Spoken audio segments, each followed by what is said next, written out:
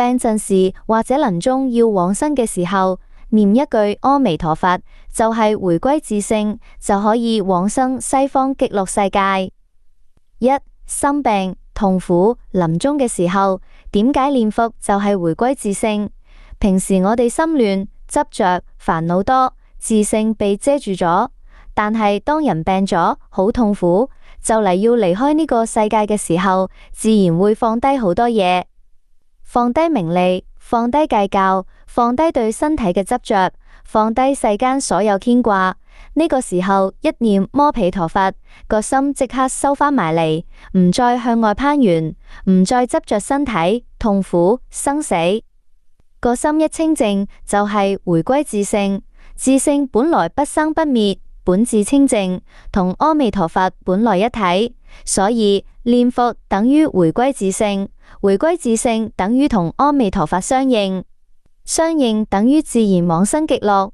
唔單止係佛拉你一把咁簡單，係你嘅真生本來就喺極樂世界，念佛只係返屋企。二、臨終一念阿彌陀佛，點解就可以往生？佛經講10念乃至1念即得往生，道理就係呢度。一、阿彌陀佛就係自性圓滿嘅覺性；二、你嘅真生就係阿彌陀佛；三、你一念佛就係喚醒自己嘅真生；四、真生一顯現就超越生死，超越輪迴；五、極樂世界係由清淨自性顯現出嚟嘅世界，心清淨到極處，自然同極樂世界相應。所以唔靠氣力，唔靠功德多唔多，只靠相應。一念相應，一念往生；念念相應，念念喺極樂。身體痛、辛苦、心亂都唔會影響，只要呢一句佛號真心真意提起嚟，就係回歸自性，就可以往生。三、最關鍵一句，你一定要記住，往生唔係去一個好遠好遠嘅地方，係個心返去本來清淨嘅狀態。平時心亂喺娑婆，個心一清淨就喺極樂。一念阿彌陀佛，個心就清淨。一念相應，即刻往生。所以無論病到好辛苦，身體頂唔順，心入面好驚，就嚟臨終，只要可以提起一句阿彌陀佛，就係回歸自性，就可以穩穩陣陣往生西方極樂世界。重病臨終最安心念佛開示，簡短入心版。個身體再痛再辛苦都冇所謂，呢一句阿彌陀佛唔係念俾出面個佛聽，係念返自己嘅真心，自己嘅本性。一念佛，個心就清淨，一念清淨就同自性相應，同阿彌陀佛相應，當下就係回歸自性，當下就可以往生西方極樂世界。唔怕苦，唔怕痛，唔怕死，唔怕念頭亂，最怕唔念佛。只要提起呢一聲佛號，佛就會嚟接引，自性顯現，穩穩往生，永不退轉。念一句有一句功德，念一聲得一聲安心。阿彌陀佛就係返屋企，就算唔專心，散散亂亂咁念，都一樣係回歸自性，只係程度有深淺之分。我同你講得清清楚楚，令你好安心。唔專心，仲可唔可以回歸自性？得，一定得，因為阿彌陀佛就係你嘅自性，佛號本身就係清淨覺性。只要你開口念，心入面知道自己喺念佛，呢一念已經同自性搭上咗，就好似盞燈，就算光時明時暗，只要未熄，就依然喺度發光。念佛就算散亂走神斷斷續續，只要仲喺度念，自性就一路被喚醒，冇中斷。專心同唔專心差別喺邊度？專心念烏陽散得好快，清淨心好明顯，更容易直入自性，穩陣又有力。散亂念清淨心弱少少，雜念多啲，但方向冇錯，依然係回歸自性。好似返屋企，專心大步快行，好快到；散亂行行下停低，周圍望下。只要方向冇反，始終都會返到屋企。最重要嘅真理，唔係人好清淨先可以念佛，係念佛先可以令人清淨。你越唔專心，越要念，個心越亂越要念，因為佛號本身就係治散亂嘅藥。雜念嚟咗唔使怕，發覺有雜念即刻拉返去念佛號，呢一瞬間就係回歸自性。臨終生病更加唔使怕唔專心，就算痛到震，意識懵懵地，只要可以念一句半句，或者心入面動一念佛，都一樣回歸自性，一樣可以往生。阿彌陀佛嘅願力唔會等你完美先救你，係只要你肯念，就一定接受你。最後最頂心一句，專心係回歸，散亂都係回歸，唔念先至係迷失。只要念佛，你就喺返屋企嘅路上，唔怕雜念，點念都得，隨時可以回歸自性嘅方法，就叫散亂都可以往生嘅老實念佛法。一、核心口訣，記呢一句就得，唔理雜念，淨係念佛號，念得清楚，聽得明白，就係回歸自性。二、具體點念，一、唔好逼自己一定要專心，雜念嚟就嚟，唔理佢，唔追，唔鬧自己，唔懊惱，你越同雜念鬥，個心越亂。二、淨係做兩件事，把口念出阿彌陀佛，對耳聽自己把聲。三、慢慢念，輕輕念就得，唔使好大聲，唔使急，就算心入面靜靜地默念都得。四、走神點算？一發覺即刻拉返嚟繼續念，拉返嚟呢一刻清淨心顯現，就係回歸自性。三、最重要嘅保證，專心念大相應，穩穩往生；散亂念細相應，一樣往生。只要仲喺度念，就係返屋企回歸自性。自性本來就有，唔係你修出嚟嘅，係靠念佛先顯現出嚟。雜念只係烏雲，佛號就係風，風一吹，太陽自性就露少少。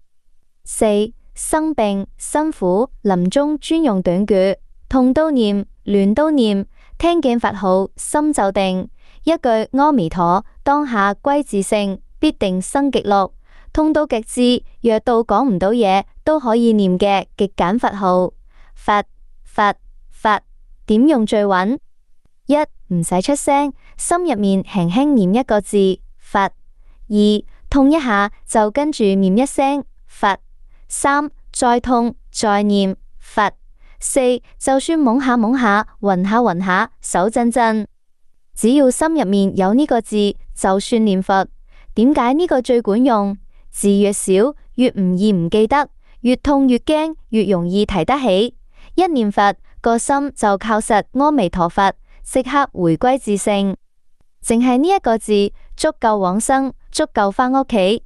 記住，痛係屬於身體，佛係你嘅真心，心唔離開佛，一定往生。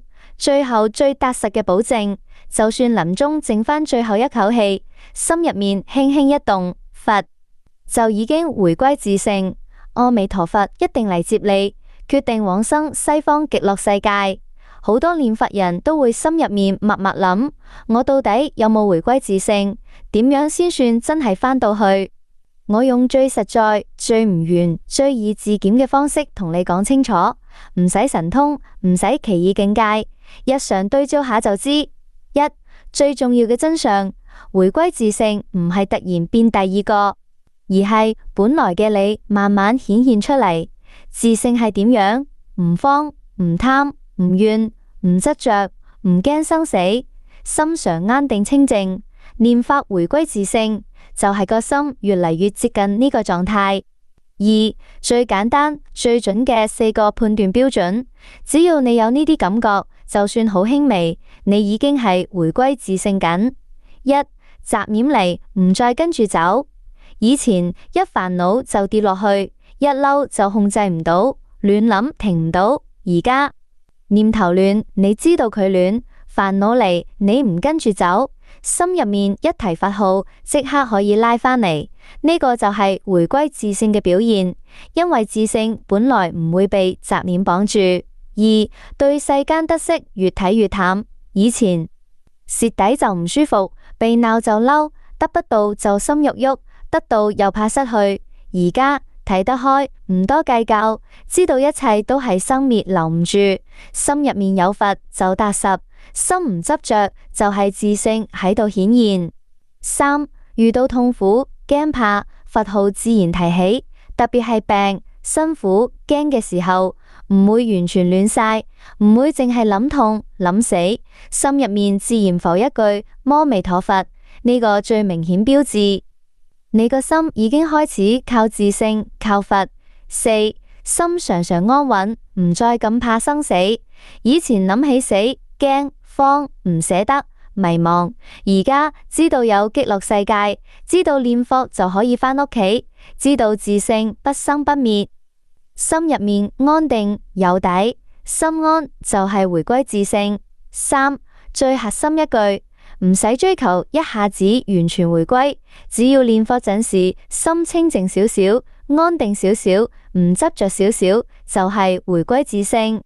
就算你今日淨係得1秒清靜，呢1秒你都係回歸自性。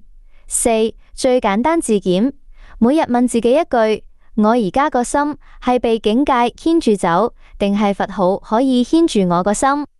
佛號牽住你，你係回歸自性；境界牽住你，你仲係迷失。但念佛一樣可以拉返嚟。5. 最後最定心結論，只要你仲喺度念佛，你就一路喺回歸自性嘅路上。